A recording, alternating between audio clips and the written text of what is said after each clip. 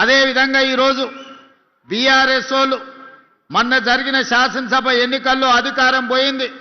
ఆ తర్వాత పార్లమెంట్ ఎన్నికల్లో గుండు సున్నా వచ్చింది. ఆ తర్వాత సర్పంచ్ ఎన్నికల్లో మీరందరూ కాంగ్రెస్ పార్టీ కార్యకర్తలు కలిసి బీఆర్ఎస్ పార్టీని బొందదీసి పాతి పెట్టారు. ఇక మా వల్ల కాదు కాంగ్రెస్ వాళ్ళతో గెలుచుడు, కాంగ్రెస్తో పోటీ పడుడని బీఆర్ఎస్ వాళ్ళు పోయి ఈరోజు అడ్డా మీది పైల్వాన్లను బీజేపీ వాళ్ళను అరువు తెచ్చుకున్నారు. ఇవాళ బీజేపీ వాళ్ళు బీఆర్ఎస్ వాళ్ళు కలిసి ఇంతకుముందే పెద్దలు శ్రీధర్ బాబు గారు చెప్పిండ్రు, తాండూరు మున్సిపాలిటీలో మనోహర్ రెడ్డి గారి సమక్షంలో చేరిన బీజేపీ నాయకులు మా బీఫాములు బీజేపీ ఆఫీసులో కాదు బీఆర్ఎస్ ఆఫీసులో మా బీఫాములు ఇస్తున్నారని. ఇంత భావ దారిద్ర్యం భారతీయ జనతా పార్టీకి దాపురించింది. ఎన్నికల్లో నిలబడి కొట్లాడాలి కానీ చీకటి ఒప్పందాలు చేసుకొని ఫెవికల్ బంధంతో ఈనాడు బీజేపీ బీఆర్ఎస్ వాళ్ళు కాంగ్రెస్ పార్టీని ఓడించాలని కుట్రలు చేస్తున్నారు. నేను అడగదలుచుకున్నా, 10 ఏళ్ళు మీరే ఉన్నారు, అన్ని మున్సిపాలిటీలలో మీ వాళ్ళే కౌన్సిలర్లు చైర్మన్లుగా ఉన్నారు.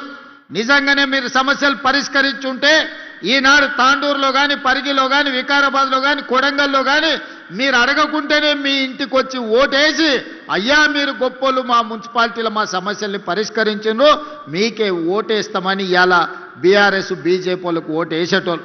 నిజంగానే కేసీఆర్ గారు నిధులు ఇచ్చి నరేంద్ర మోడీ గారు నిధులు తెచ్చి ఈ మున్సిపాలిటీలను అభివృద్ధి చేసి ఉంటే ఇవాళ ఇల్లు తిరిగి వంగి వంగి దండాలు పెట్టాల్సిన పరిస్థితి బీజేపీకి బీఆర్ఎస్కు దాపురించేది కాదు.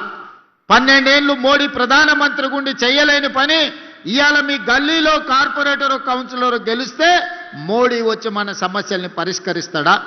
10 ఏళ్ళు ముఖ్యమంత్రిగా ఉన్న చంద్రశేఖరరావు, 10 ఏళ్ళు మున్సిపల్ మంత్రిగా ఉన్న కేటీఆర్ గారు మన మున్సిపాలిటీల వైపు ఎప్పుడైనా కన్నెత్తి చూసిండా? మన గల్లీలో ఉన్న మోరీ గురించి ఆలోచన చేసిండా? మన గల్లీలో కరెంటు లైటు వెలిగిందా లేదా అని ఎనడన్నా చూసిండా?